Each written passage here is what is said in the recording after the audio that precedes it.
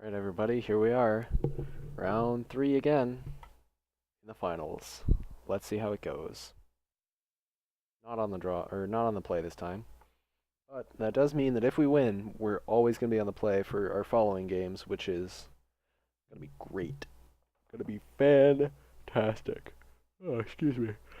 Getting a little late here, so gonna hope to finish this round up quick. Oh wait, I'm playing mono red. Mono red always gets shit done quick. Alright. Not super excited about turn 1 face looting again, but I might actually get some more info on my opponent this time. Alright, well, now that I have an extra land to toss, I feel a lot better about it. Okay, so we'll just get rid of 2 lands. That was easy. I like easy. So now the only question is whether I want to play Lightning Mauler turn 2 or Eidolon. Alright, so I was wondering exactly what they were doing, but now that I see them play the Signet, I'm definitely playing Eidolon first. Oh, sweet. We get to play turn 3 Mishra's Factory, plus Lightning Mauler, and then turn 4 Hellrider, like it ain't no thing. So, the nice thing about Eidolon is, like, worst case scenario, it is a shock that also makes them discard a burn spell, or a removal spell. Now, that's not the literal worst case, because they can burn it out with, like, a Flame Tongue Kavu, or any other 4-drop. I said Flame Tongue because he has 4-man, you know, etc. But, ooh, Monastery Mentor.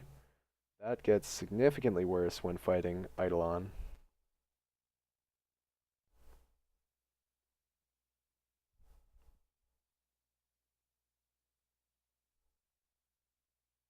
Hmm. Am I willing to shock myself here? I do want to get the Lightning Mauler down.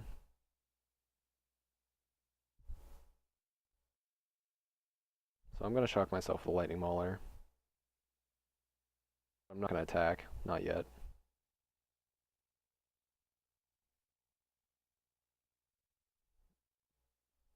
I don't want to attack into that Mentor yet.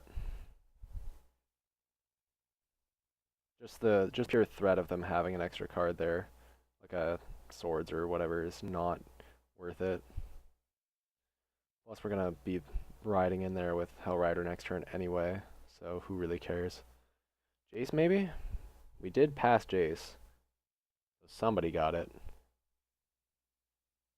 Or a Signet. I'm much happier with that. Like, yeah, they get to make they get to make one dude, but they also have to take damage to make their one dude. Nothing, huh? Alright, I can look nothing.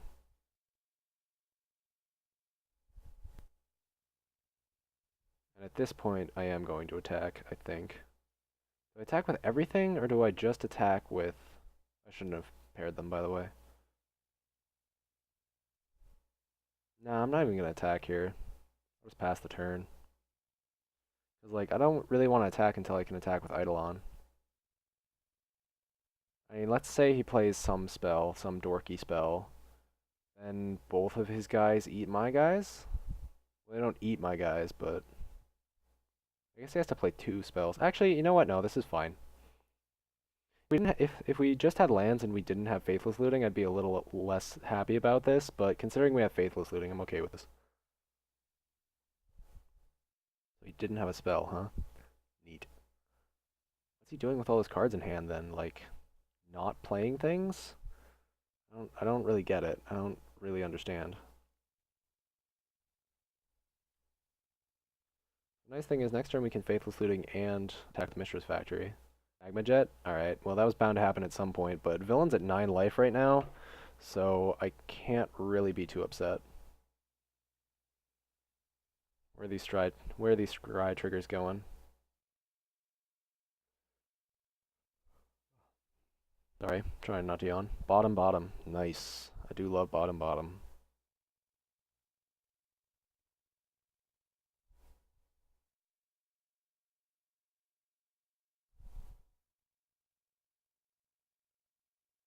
Alright, so let's Faithless Looting first.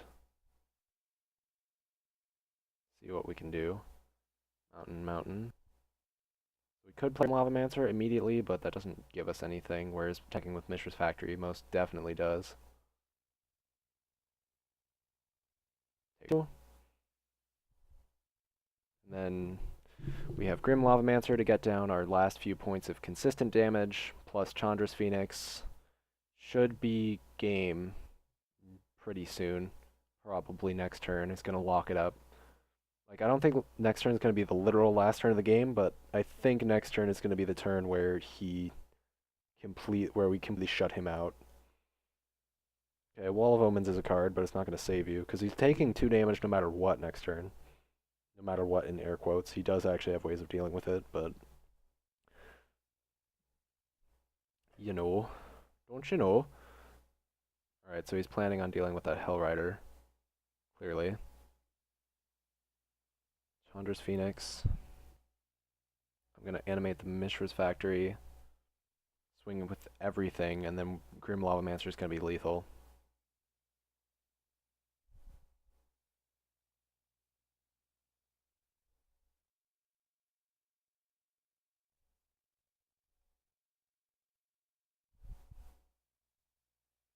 This is 3 damage, at least.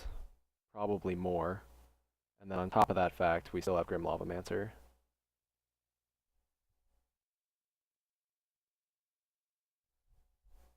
Wait, are they just dead? Oh, they are just dead. Glorious. Love it when a plan comes together.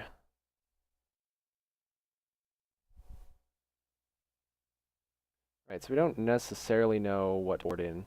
We do know that Mizia Mortars is good, and is probably just good enough. I don't think we need to bring in Roast. Mizia Mortars will do quite a job, but Bonfire might be worth it. We don't know, though. I'd rather see more tokens and small creatures before I think about bringing in Bonfire. I think for now I'm just going to ship it back.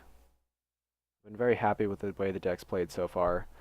And the sideboard cards I have aren't, shall we say, phenomenal. Like, Roast is the card that I'm most interested in bringing in the majority of the time. Everything else is kind of secondary to that.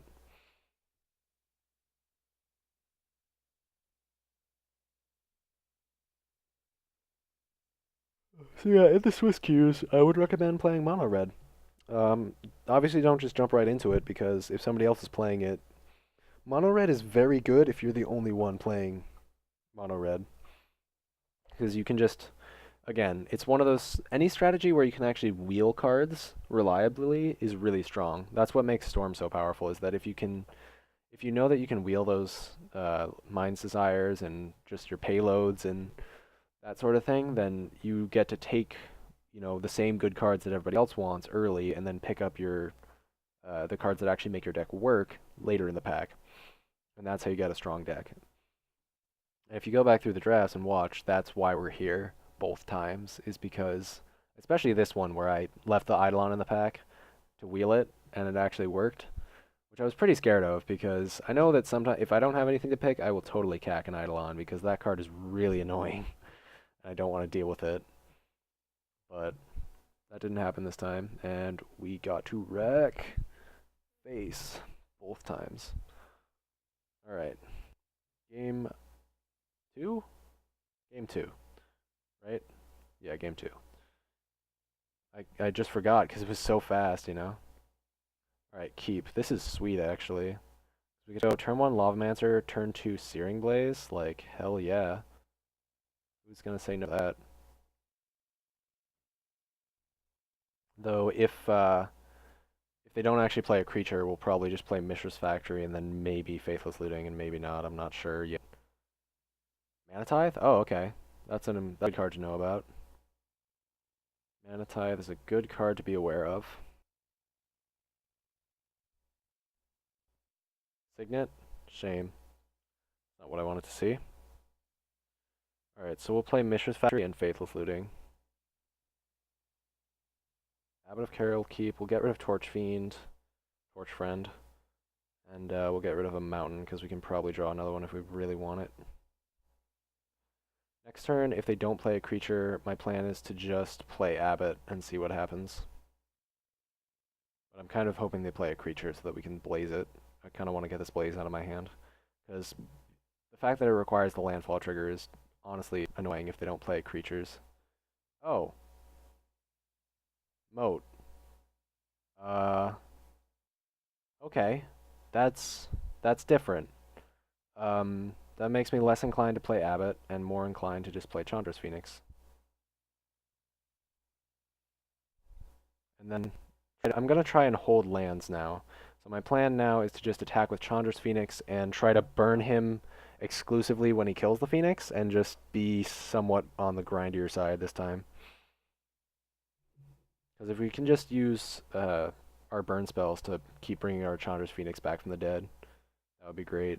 That's a long game, though. That's a long game I'm proposing. Oh, Shiza. Ashiok? God damn. That card's a pain in the ass. We're gonna have to deal with that. We're gonna have to deal with that real fast. Museum Mortars? Jeez. Alright. So I guess my question is, do I want to play Abbott? And I think the answer is probably no. Probably a resounding no. So let's just strike his face. As lame as that is, I do want to get rid of this Ashiok. Though I did that in the wrong order. I should have attacked. What I should have done there was I should have attacked Ashiok and then thrown the lightning strike at it. But that's okay. So, Moat annoying, but also villain hasn't played anything really so far.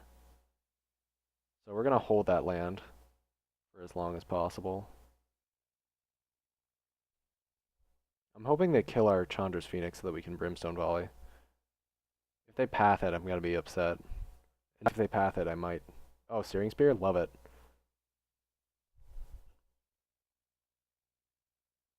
Now we get them for 5, and we get our Phoenix back, which is nice. So we can play that next turn. Temple? Sweet. What you got? Yeah, I'm feeling pretty confident about this game. They have no pressure on us, and they clearly don't have anything relevant in hand. Maybe they have another removal spell or something, but so far this is going really well for us.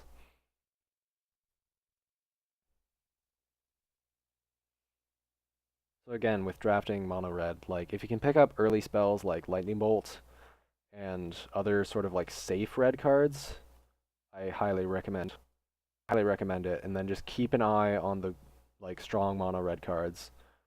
Things like Goblin Guide, Abbott, what's the other one that I'm thinking of? Goblin Guide, Abbott,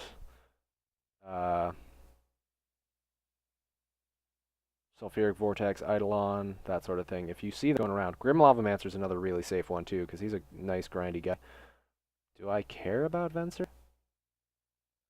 I think the answer is a resounding no. He can't draw. Like, the best he can do is scry one a turn, which is totally fine. And he's not all for a while, and Venser doesn't really protect himself at all. Did he flicker an island? Why did he do that? Didn't even make sense.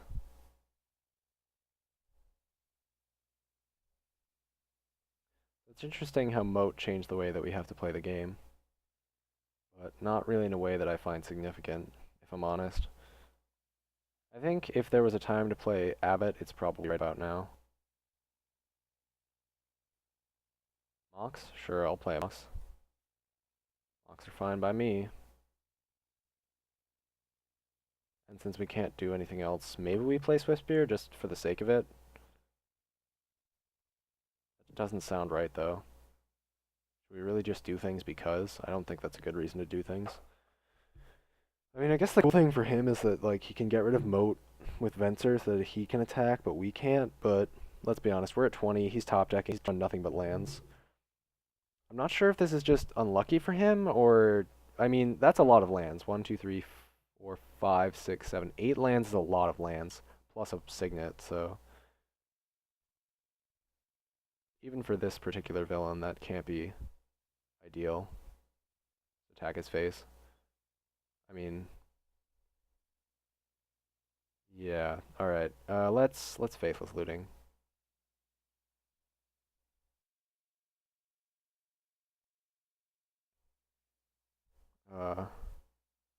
Get rid of land... Mortars? No, let's just get rid of land. Pass the turn. So next turn we are going to have to deal with Fencer. just to make sure he doesn't ultimate. Because Venser's ultimate is very powerful. A straightforward way. So I can't actually cast Searing Blaze because of the way that it works. So I can't that makes it harder to deal with Venser, doesn't it? Alright, we're just gonna play Koth here.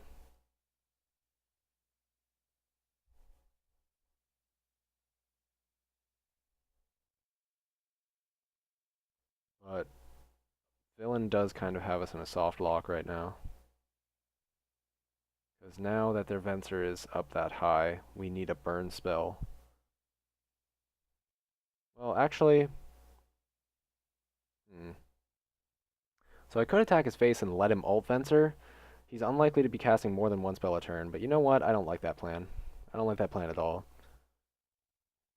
We already have enough burn to kill him. Well, we don't have enough burn to kill him, but we already have enough burn to do some serious damage. And all we need to do is just keep ticking up our Koth.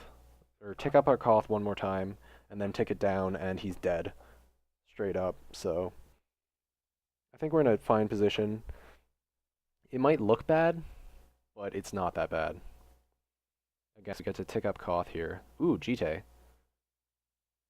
We get to tick up Koth. Hang on.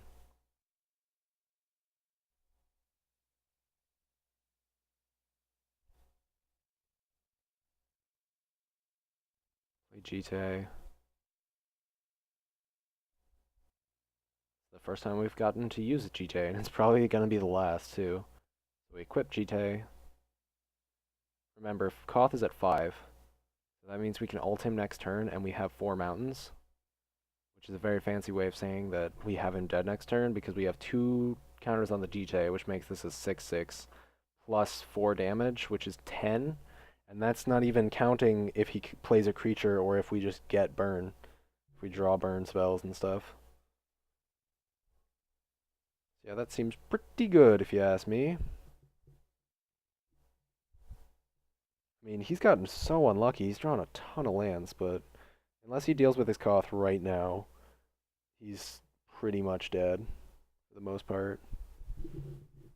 Not entirely, but... Oh, the Abyss? Good thing I have this Abbot of Carol Keep.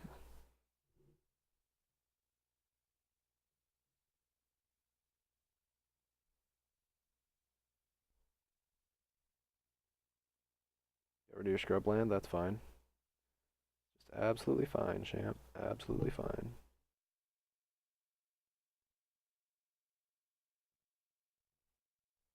What you got?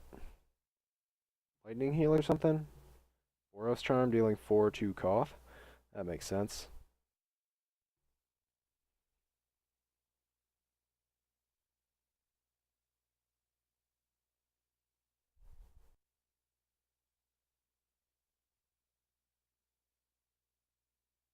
Yeah, we have to choose a creature to destroy, so we destroy the Abbot, which is fine. We're okay with that. The Abbot is not the card that matters. Hero of Oxid Ridge, you also don't matter. Hate to break it to you, champ, but you don't matter. Let's play Swiftspear, and we'll play Gorehouse because A, we can, B, we do want to have things to do. Or we don't have things to sack, even if he does stuff. Do you want to use Unleash? Yes? No. Can't attack anyway, so why bother? GTA has 2 counters on it. That's only enough to deal 6 damage. We might as well just attack Venser still. So that we can get the final 2 counters. And then it should be GG from there. Opponent's clinging on to dear life, though. That's for sure.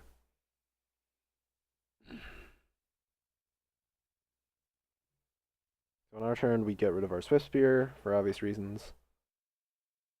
Wow. 2, 3, 4, 5, 6, 7, 8, 9.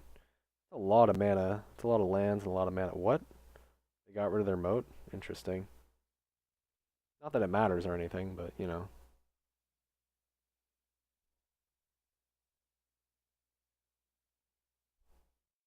Got on our opponent, though, for not just conceding.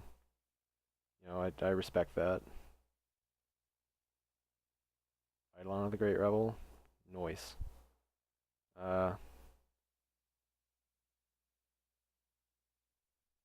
I guess we just attack, honestly.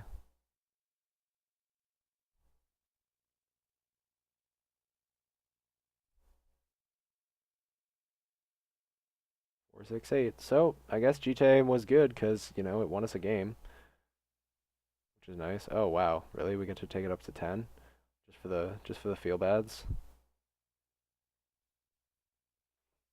All right, well, second draft in a row, straight up winning with mono red. So, like I said, if you can take the safe cards like Grim Lavamancer and uh, Bit or things like that, just cards that can go into other archetypes but are best in mono red, and then keep an eye on the cards that are good, and then jump in if it becomes available. Like, you really can jump in late.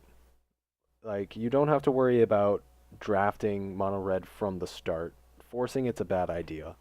But if you can slide in just enough, like if you can be sorry, if you can be heavy red by the end of pack one and then open something good and go in, then you're in a really good spot. And one thing I will say is that I think this is just my opinion, but I think that Eidolon of the Great Revel is more likely to wheel than Sulfuric Vortex, because Sulfuric Vortex can be a win con for slower like blue-red control decks, and Eidolon of the Great Revel is not so much. Eidolon of the Great Revel is a much better aggro card than it is control. Plus, I think Sulfuric Vortex is it's a known quantity. People are more scared of it, and they're just more likely to cut it from you, I think. So, yeah, hope you enjoyed the videos, and not I hopefully I'll get more Qs out there. Maybe we'll make it to the finals with something that's not mono red. Maybe we won't. Who knows? But I had a lot of fun. I hope you did too. We'll see you next video.